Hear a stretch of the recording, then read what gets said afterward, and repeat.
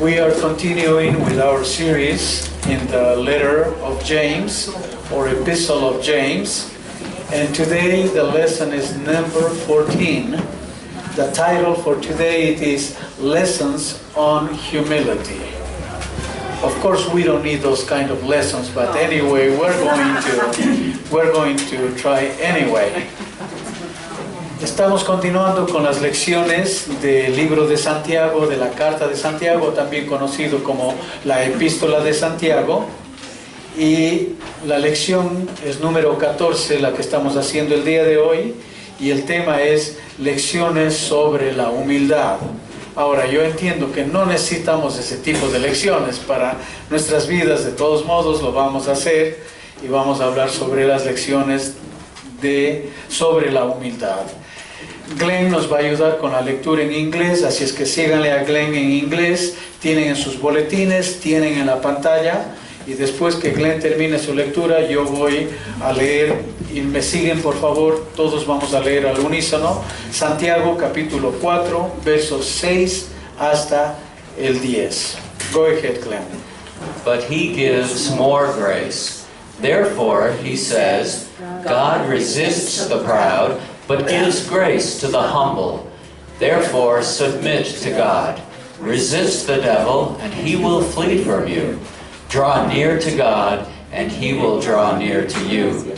Cleanse your hands, you sinners, and purify your hearts, you double-minded. Lament and mourn and weep. Let your laughter be turned to mourning and your joy to gloom. Humble yourselves in the sight of the Lord, and he will lift you up. Leamos entonces ahora. Pero él da mayor gracia. Por eso dice, Dios resiste a los soberbios, pero da gracia a los humildes. Sométanse pues a Dios. Resistan al diablo, y él huirá de ustedes. Acérquense a Dios, y él se acercará a ustedes. Limpien sus manos, pecadores, y purifiquen su corazón, ustedes de doble ánimo. Aflíjanse, lamenten y lloren. Su risa se convierta en llanto y su gozo en tristeza. Humíllense delante del Señor y Él los exaltará.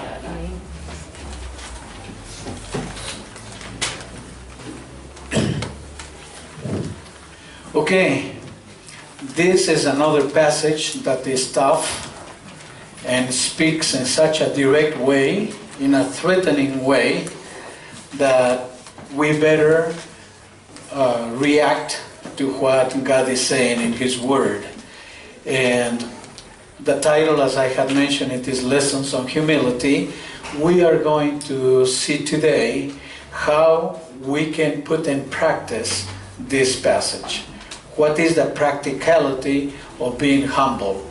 Although the word seems like it's very common, seems like it does have a common sense, common understanding, but not necessarily in the application. What does it mean to be humble? And that's what we're going to try to emphasize today. Este pasaje, como el de la semana pasada, es un pasaje fuerte, duro, desafiante, habla directamente y cortantemente. Entonces, ¿qué es lo que nos toca a nosotros? Reaccionar. Entonces, espero que nuestro reaccionar sea de la manera correcta y que aceptemos lo que Dios nos está diciendo a través de la palabra. Pero como vamos a tocar el tema sobre lecciones sobre la humildad, la palabra humildad es una palabra bastante conocida, bastante común, parece que tiene sentido común, pero no necesariamente cuando nos toca aplicar. Entonces el día de hoy quiero enfatizar cómo aplicamos la humildad en la vida diaria. Esa es la intención del mensaje de esta mañana. Pero vamos a analizar frase por frase para que tenga sentido todo lo que hemos leído. So we're going to dissect this word and we're going to take phrase by phrase. It starts by saying in verse 6, He gives more grace. Who gives more grace? God. God is the one who gives more grace. But what is grace? Grace is the favor or the blessing that we don't deserve. It is not something that you deserve, that is not grace. If you get something as a pay for the work you did. But grace is the favor that you don't deserve. And God wants not only to give us grace, He wants to give us more grace. Because we need that every single day of our lives. We need somebody who is so patient with us that instead of repaying us as we deserve, we need somebody that gives us what we don't deserve. And that is why this phrase is extremely important, because it's the introduction for what it comes later on. But it's God who gives us more grace. Vamos a comenzar en el verso 6 con la primera frase donde dice, pero Él da mayor gracia. ¿Quién es el que da mayor gracia? Dios. ¿Y pero qué es la gracia?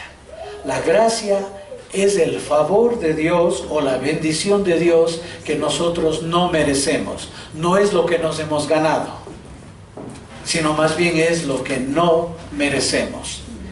Y Él es alguien que se deleita en darnos su gracia. Él es lleno de gracia. Así es que no nos trata conforme nosotros merecemos, sino nos trata como no merecemos, pero en el sentido positivo. Entonces, sin la gracia de Dios, hablo personalmente, yo no me podría sostener. Yo no podría vivir día a día si no fuera por ese favor de Dios que me hace a mí a pesar que no merezco. Esa es la gracia de Dios. Y no solamente quiere darme gracia, sino Él quiere darme más gracia. Esa es la introducción para el pasaje que vamos a continuar analizando. So let's go to the next phrase. Therefore, as a consequence that He gives us more grace, therefore, He says, God resists the proud, but gives grace to the humble. He resists the proud and gives grace to the humble. So there is one obstacle that can impede for God to give us all the grace that He wants to give us. And that's called pride, arrogance, self-sufficiency, self-righteousness. All of those attitudes of pride are the only impediment for God to give us all the grace that He's longing to give to us. So, the worst enemy in our own lives that will stop God from blessing us, it is our own pride. So we cannot ever blame God for lack of grace. The only impediment is going to be in ourselves, our stubborn pride. So that's something that we have to remember, why so many times we don't receive His blessings, because of our stubborn pride. Si vamos a la siguiente frase, dice de la siguiente manera, por eso dice, porque Dios quiere darnos más gracia. Dios resiste a los soberbios, pero da gracia a los humildes. Con esto debemos entender que el único impedimento para que Dios nos bendiga, para que Él nos llene de su gracia, está en nosotros. Y el problema se llama orgullo. Orgullo, arrogancia, jactancia, autosuficiencia. También si es que nos creemos que somos la divina pomada o que nosotros no tenemos problemas, que no tenemos debilidades. Ese es el único obstáculo para que Dios no nos llene de su gracia. O simplemente el orgullo de la indiferencia. Ni me va ni me viene. Entonces, nosotros somos el único obstáculo para la bendición de Dios en nuestra vida, y ese problema se llama orgullo. Entonces, por allí que Dios nos ayude a entender dónde está nuestro orgullo, porque ese es el impedimento, ese es el obstáculo, porque Dios, si cabe el término, se está muriendo de ganas por darnos su gracia. Él quiere darnos más gracia, pero nosotros le podemos cortar la viada a Dios de lo que Él quiere hacer en nosotros. So let's go to the next one. Therefore, submit to God. Here is the first phrase of a solution. One of the ways that we can overcome our problem of pride is by submitting to God, by surrendering to God. If we do that, that is an act of humility, that is an act of brokenness, and then God will be able to give us His grace. But we need to start by submitting to Him. And sometimes we don't want to do that because we don't want to give God the total control. That is the toughest thing for our lives. There are certain areas, yes, we are willing to submit to God. But the key in here it is to remember and to recognize what are the areas that we are unwilling to submit to God. Because I understand all Christians, we want to submit to God. But where is the conflict if we want to submit to God? What I have found in my own life, in the life of Christians in general, it is that there are certain areas that we are not willing to give Him the control. Somehow we always want to keep at least a little bit of control by ourselves. We don't want to surrender completely. And that is the problem. En el verso 7 nos dice lo siguiente, como ya una solución a este problema. Sométanse pues a Dios. Generalmente el cristiano verdadero quiere andar sometido a Dios. Pero si es que ese es el deseo de nuestro corazón de someternos a Dios, ¿por qué hay problema en someterse? Porque generalmente hay ciertas áreas de nuestra vida que no queremos darle el control a Dios. Muchas áreas sí, pero algunas le queremos guardar en nuestro fondo de reserva. Eso no es así. Hay ciertas áreas que parece que no nos conviene rendirle a Dios. Y queremos de alguna manera manejar, tener todavía el control de alguna área de nuestra vida. Y esa es la lucha del cristiano con Dios. Entonces, la solución es someterse a Dios, pero someterse en todo. No en mucho, sino en todo. Cuando nosotros le llamamos a Dios Señor, la palabra es Kyrios. Esa palabra Kyrios significa que Él es el dueño absoluto, el dueño total, el único que posee todo. Entonces nosotros le llamamos Señor, pero no le servimos como si fuera nuestro Señor. Ese es el gran problema, el gran dilema que nosotros tenemos, que hay cierta área donde no le queremos dar a Dios el control. I was just saying, when we call God Lord, that word in Greek, Kyrios or Kurios, depending how you want to pronounce, but that word means that He is the absolute owner. He is the complete boss. He is the one who determines everything, not most of the things, but everything. And so it is easy for us to call God Lord, but it is so hard to treat Him as Lord. So one thing is to say, another thing it is to treat Him as such. And that is why in verse 7, therefore submit to God. If you submit to God, then the next step, it's going to be easier. And what it says here, resist the devil. And what happens when you submit to God, you then have the ability, the power to resist the devil, and then Satan will flee from you. So somebody had asked this question. It is, does Satan, is he scared of you?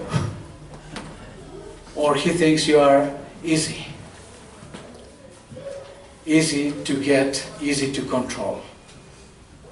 And just examine for a little while that question. Is Satan scared of you, or you are scared of Satan?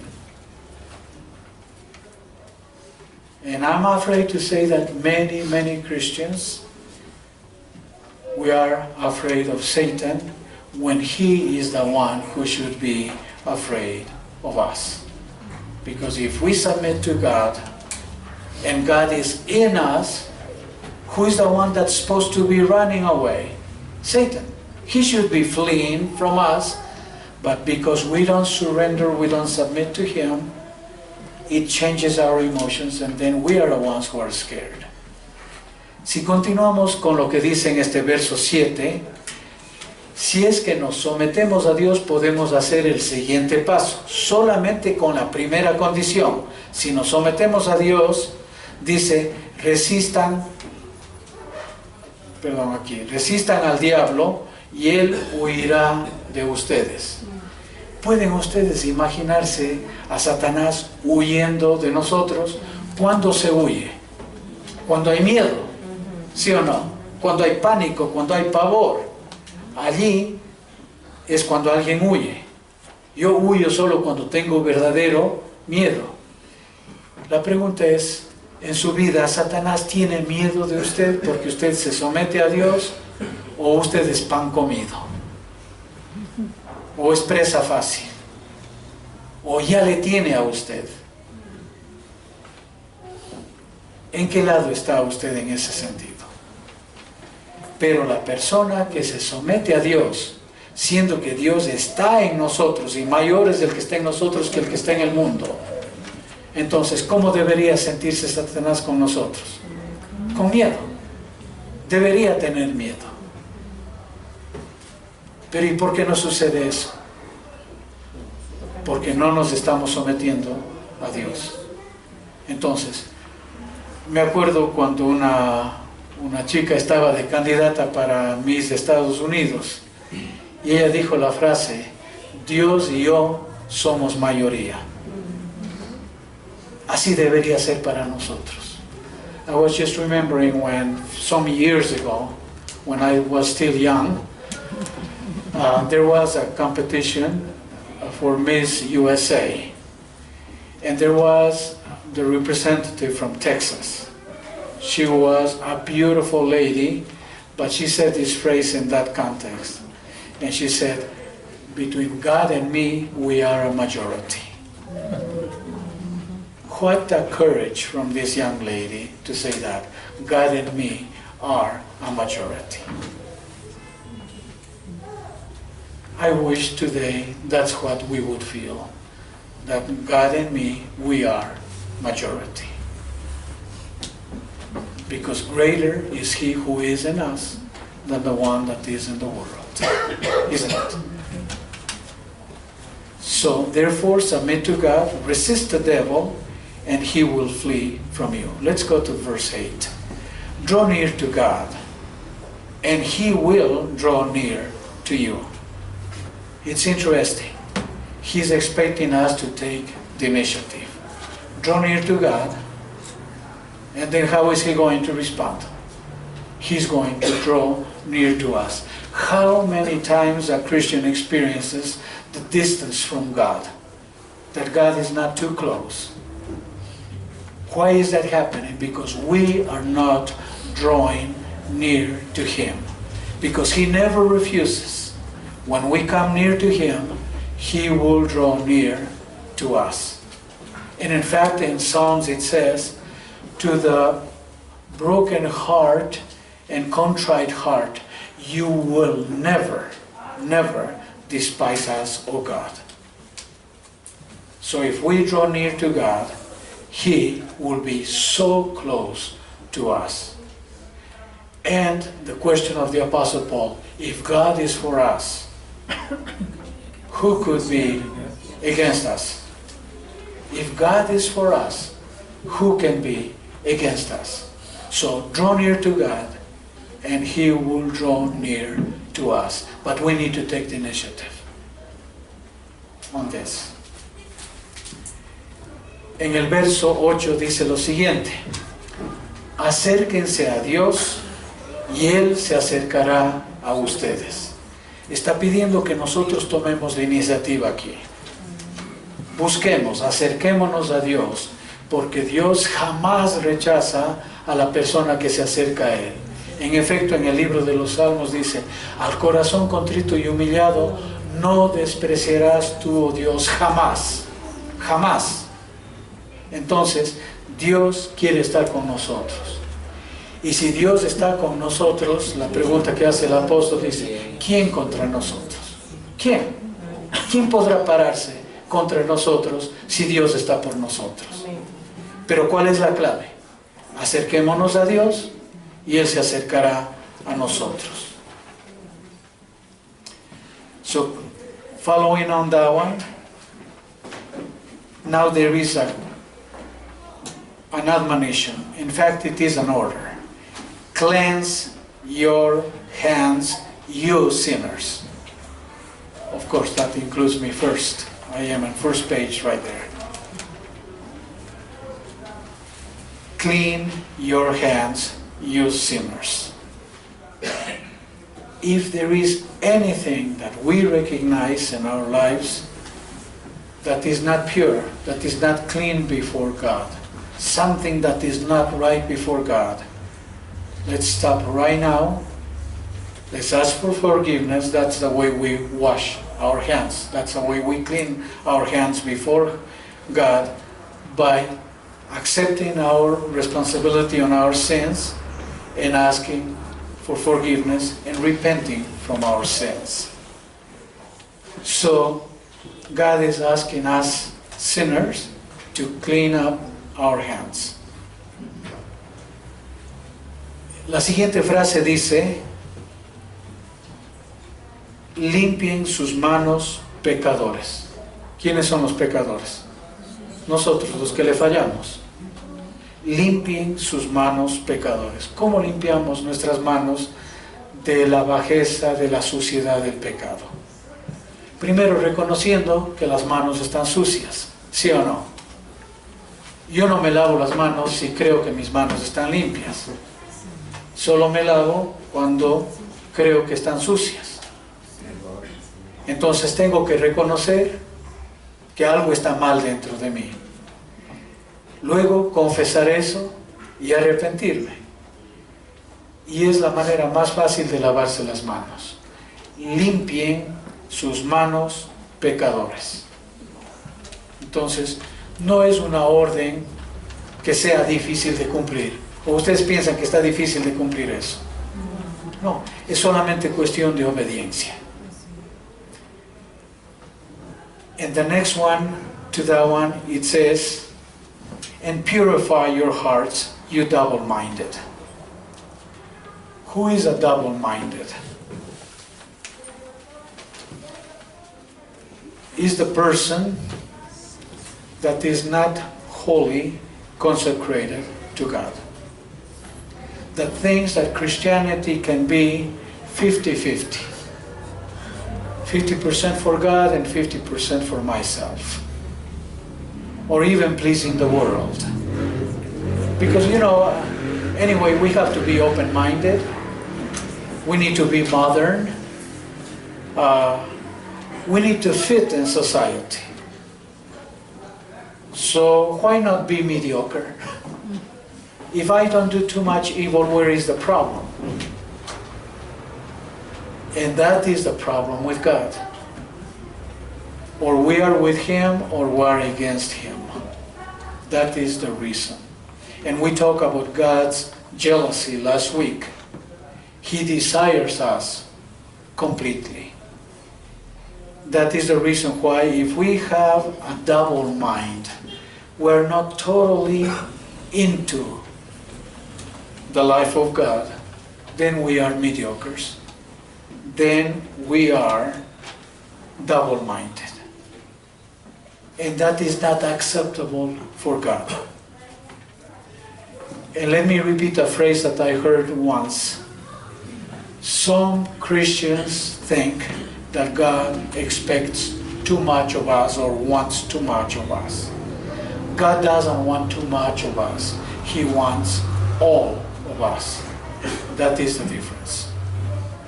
He doesn't want too much. He wants all. Si continuamos con el verso, y dice, y purifiquen su corazón ustedes de doble ánimo. ¿Qué es una persona de doble ánimo? Que no está ni aquí ni allá. Que quiere estar bien con Dios, pero quiere congraciarse con su propia carne y quiere congraciarse con el mundo. Quiere ser feliz en todo lado. Eso se llama doble ánimo. Pero Dios no funciona de esa manera. Con Él es todo o nada. Él es todo o nada. Recuerden, la semana pasada hablamos del celo que Dios tiene por nosotros. Él nos desea celosamente, completamente para Él, porque no quiere que nada interfiera entre nuestra relación con relación a Él. Entonces, por ese motivo. Entonces, permítame decirles una frase que escuché hace años. Y esta frase decía así: hay muchos cristianos que piensan que Dios quiere mucho de nosotros. Pero allí estamos equivocados, porque Dios no quiere mucho de nosotros, Él quiere todo. Él no quiere mucho, Él quiere todo. Entonces eso es lo que hace la diferencia. Entonces aquí dice, y los de doble ánimo, que limpien su corazón, porque el corazón es el que no está recto.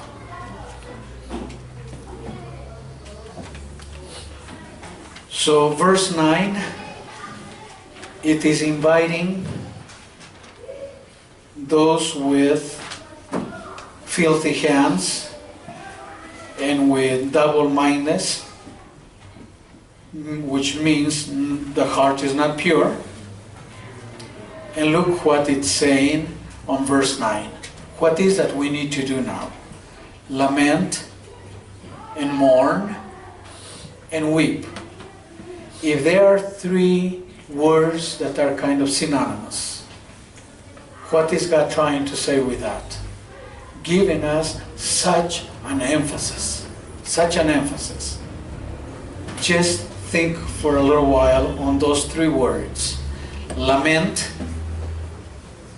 Lament is to be really, really sorry, that you are regretting so much, isn't it?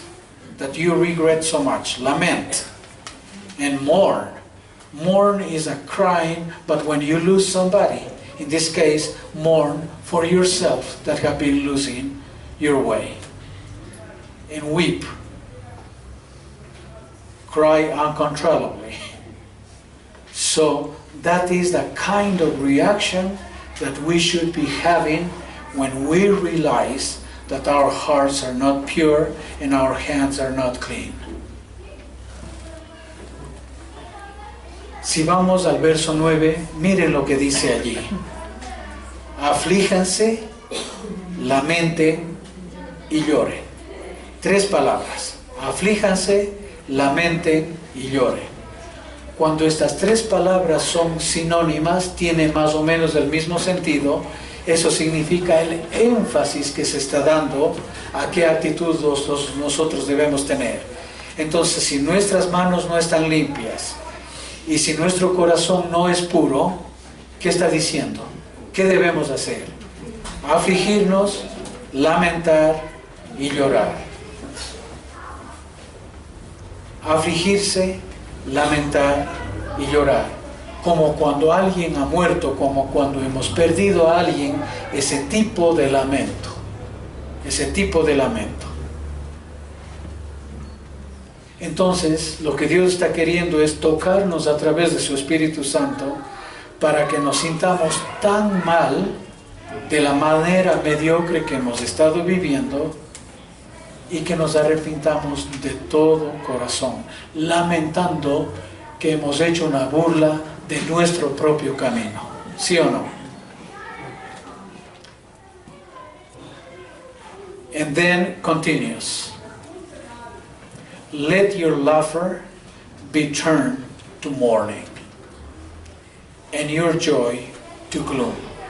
Because if we're going to repent about something, it is not a fun thing. It is painful, especially the pain that we have failed God.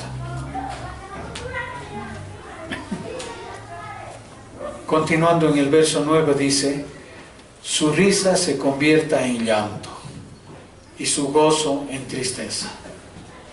Eso es lo que está esperando, que nosotros no podemos estar satisfechos, contentos con andar mal con Dios. Debe haber tanto dolor, tanta pena, que nuestra risa se convierte en llanto y nuestro gozo en tristeza. Y cuando hemos pasado por todo eso, allí viene el verso 10 que vamos a hablar a continuación. So when we have done all this process of repentance, then it comes verse 10, and look at these words. Humble yourselves in the sight of the Lord, and He will lift you up. Humble yourselves in the sight of the Lord, and He will lift you up. So there is something that we have to do. It is to humble ourselves. So I was thinking, and how is that we will humble ourselves? To begin with, in order to have true humility, instead of a complex of inferiority, we have to be certain of who we are in Christ. In order to be humble, our identity in Christ has to be clear. If we don't have that ingredient in our lives, then we're going to be attacked by Satan in such a way that we will feel that we're just losers with no hope. But we need to remember who we are in Christ. In Christ we are His beloved children. We are His royal priesthood. We are His chosen people. We are citizens of heaven. We are the apple of His eyes.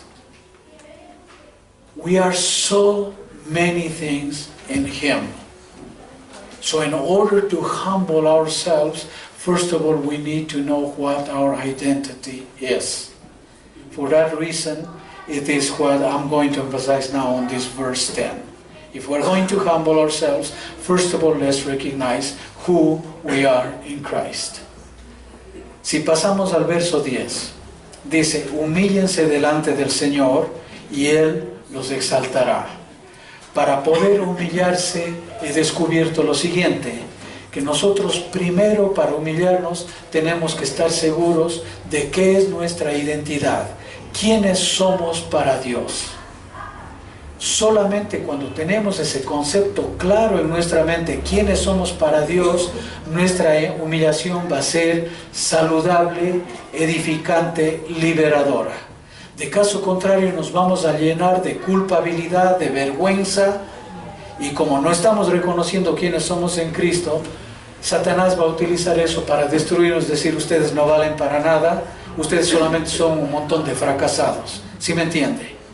Pero para humillarnos y salir adelante necesitamos saber quiénes somos en Cristo. Una pequeña lista. En primer lugar, somos hijos amados de Dios. ¿No es cierto? Hijos amados de Dios. Somos su real sacerdocio.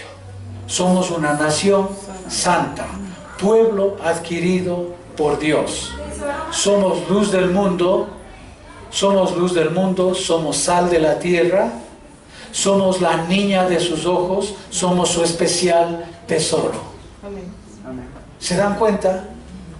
Ahora sí, humillémonos, pero sabiendo quiénes somos. Okay, so I was thinking, how is that we can humble ourselves? Something was already given a clue in the passage that we read. But one of the first things it is brokenness. Brokenness. The heart being contrite before God. With brokenness, God can do wonders in us. He can restore us. He can change us. He can transform us. But we need to begin with brokenness. Because that is the opposite to pride. So one of the ways to be humble now in the practical sense, it is called brokenness. Ahora entonces, ¿cómo nos humillamos delante de Dios? Si ya sabemos que somos hijos amados de Dios, que somos su especial tesoro, que somos la niña de sus ojos, ¿cómo nos humillamos delante de Dios? El pasaje mismo ya nos llamó, nos está dando algunas ideas allí, pero la primera manera de humillarnos delante de Dios es quebrantándonos delante de Dios.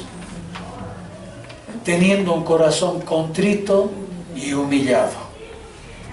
Esa es la manera de acercarse a Dios, porque lo opuesto de eso es orgullo. No nos quebrantamos, ¿qué tenemos entonces? Orgullo. No hay vuelta que dar en este sentido. Entonces, la primera manera práctica de humillarnos delante de Dios es quebrantamiento.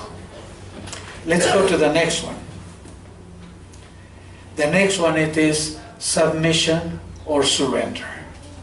Once we are broken because of our sins, because of our weaknesses, because our negligence or disobedience or rebellion against God, now we need to submit to God. We submit under His orders.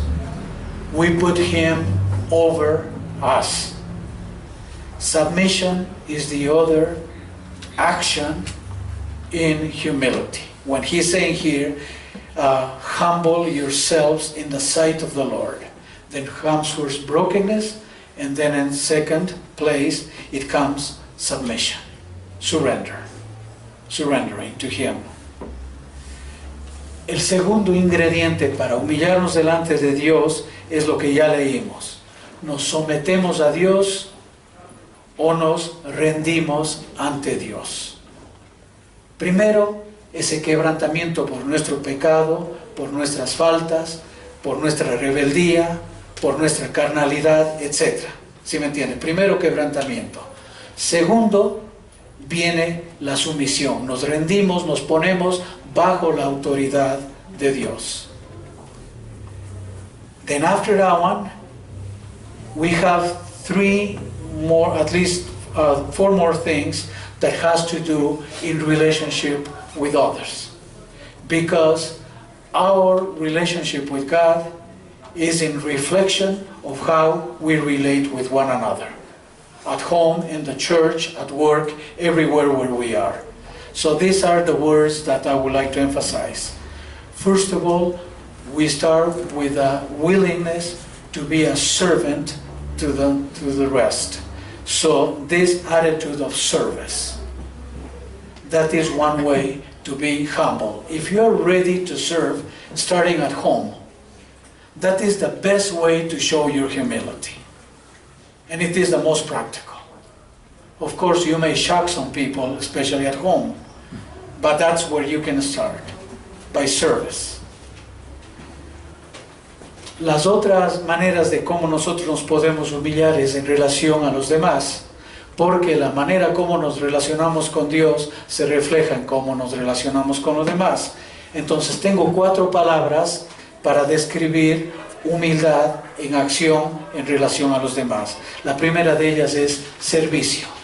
Si estamos listos para servir en lugar de ser servidos, eso no es esa humildad. Podríamos sorprender a los miembros de nuestra familia con esa actitud, ¿sí o no? Listos para servir. Listos para servir. The next one, it is love. Loving others as we love ourselves. So loving, being affectionate, acknowledging people in this sense, it is another way to be humble. Because arrogance doesn't allow us to love, but to use other people, don't we? If we don't love, we use them. So love is the other ingredient in humility. La siguiente palabra que nos ayuda a describir que estamos humillados es amando, comenzando de nuevo desde nuestra familia, dándoles más afecto, más atención. Les vamos a ir mostrando el amor de esa manera. ¿Y qué manera de restaurar? Esa es la manera humilde. Porque el que no ama usa a las personas. ¿O no es así? El que no ama usa. Pero el que ama sirve y trata bien a las personas. Como digo, comenzando en la casa, porque ese es el lugar más difícil. The next one, respect. Respect is the basis for any good relationship. Little children need respect. Bigger children need respect. Spouses need respect. Brothers need respect. People in the church, no matter what the background may be, respect is the basis of good treatment to others, isn't it? Respecting without exception. To every single person we owe respect. And there is a phrase that I have heard many times, that people have to earn our respect. I disagree with that 100%. We give respect independent if they deserve it or not. Because that's the way God treats me. Do you think I deserve respect from God? Not at all. But does He respect me? Yeah, He respects my decisions. I can go even against Him and He will respect that. So respect is something essential in humility. The more you respect, the more humble you are. La siguiente palabra es respeto. Respeto es la base de toda relación humana. Respeto. Se respeta desde el niño más pequeño hasta la persona más adulta. Y mientras más respetamos, más demostramos humildad. ¿O no es así?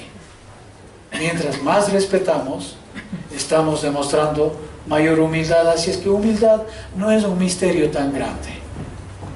Con respeto, mostramos la humildad que nosotros tenemos.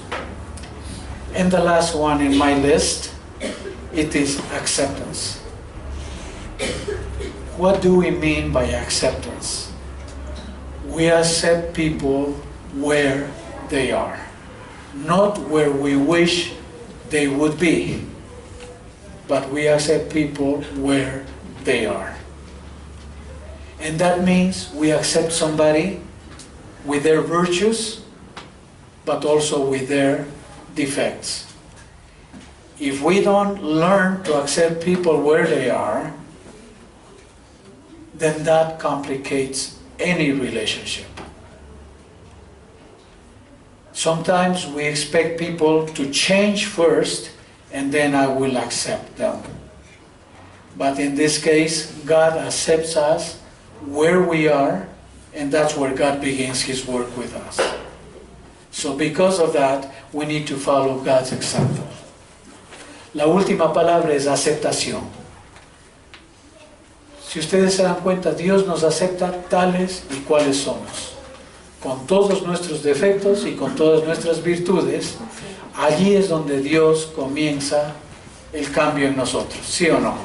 Aceptándonos exactamente tal y cual somos. Él no dice tienes que cambiar primero para yo aceptarte. No, yo te acepto donde estás y cómo estás, y de allí comienzo a cambiarte. pero comienza con aceptación total y absoluta. A nosotros nos toca de la misma manera. Si queremos realmente ser humildes y queremos ver el cambio en los demás, necesitamos comenzar aceptando a la persona donde está. No es fácil, no es fácil. Pero por la gracia de Dios, ¿qué le ofreció al principio? Les daré más gracia. Entonces sí podemos hacer con la más gracia que nos va a dar Dios. No va a salir de nuestras fuerzas esto.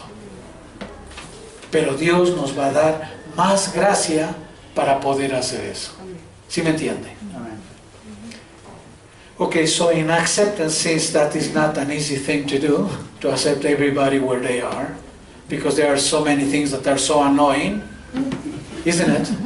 So how do we accept? The only way it would be applying what God said at the beginning of this passage.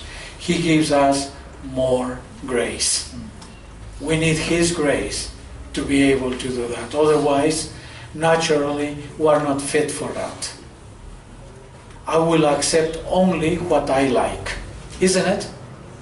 I can accept normally, naturally, only what I like. But if something I don't like, how in the world am I going to accept? Unless I have God's grace. So going back to the title, Lessons on Humility. God hates pride and arrogance, but He loves humility in us. Why is that God hates pride and arrogance? Because God is not proud or arrogant. On the contrary, God is humble, meek and humble. That's what He says, meek and humble. Because He is that way, we need to be a reflection of who He is.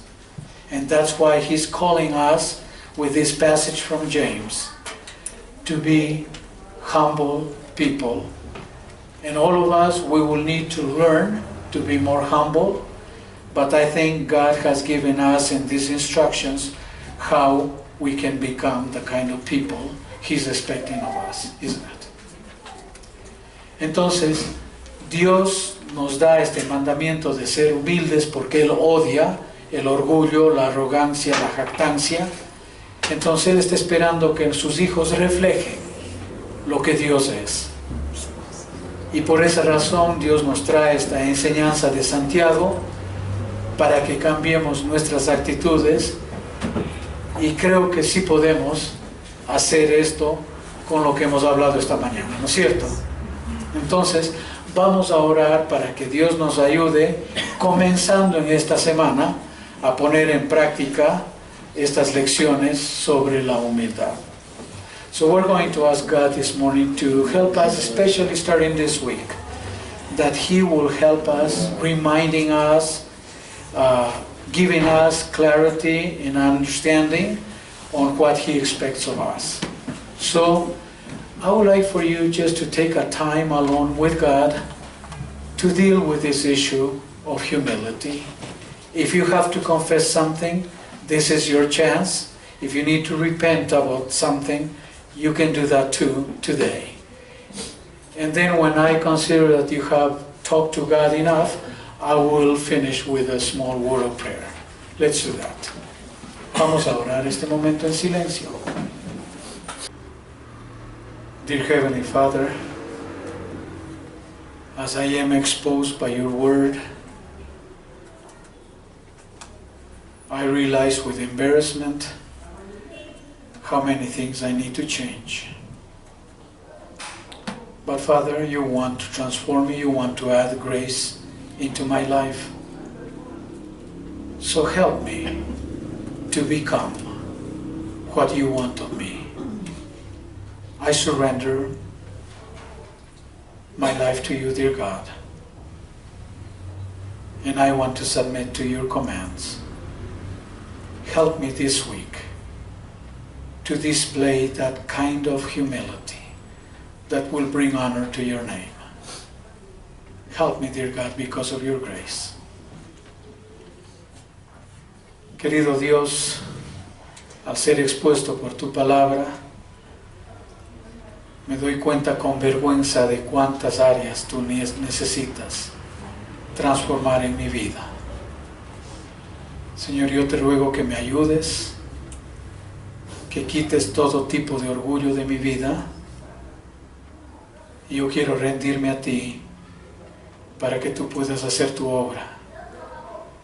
Ayúdame en esta semana y ayúdanos en esta semana a reflejar un espíritu de humildad en todo lo que hacemos para la gloria tuya.